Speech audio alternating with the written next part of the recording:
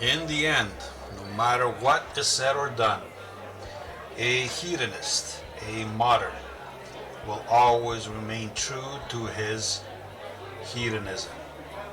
Because no matter his insecurities, no matter his past errors, no matter his previous stupidity, no matter his past naivete, no matter his gullibility, there is one thing that remains constant. There is one thing that he's certain about, and that is what makes him feel good. And this is why modern man, in the end, justifies or distinguishes truth from fact based on pleasure. What makes him feel good is the truth. What makes him feel bad is a lie, or it is something to remain skeptical about, at least. But if he's certain about one thing, is that what makes him feel good, and what makes him feel good must always be the truth.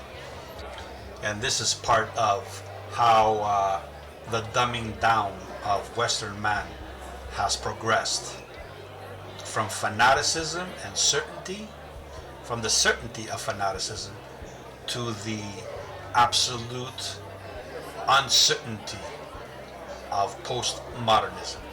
We are now in an age where we are told that what we see, what we perceive, is an illusion, and what we are told is actually the truth.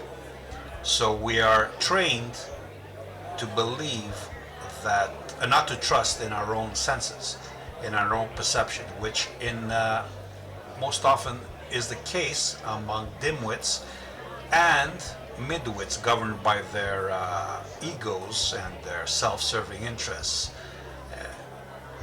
It is most often the case that it is true.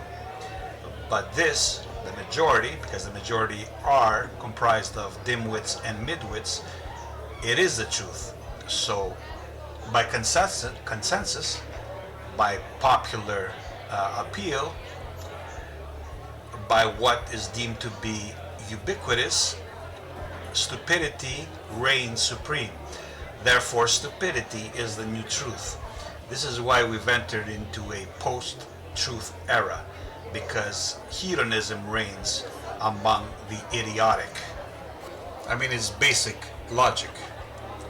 As we decline towards a base, a common denominator, a primal common denominator, then we find this unity among our base instincts.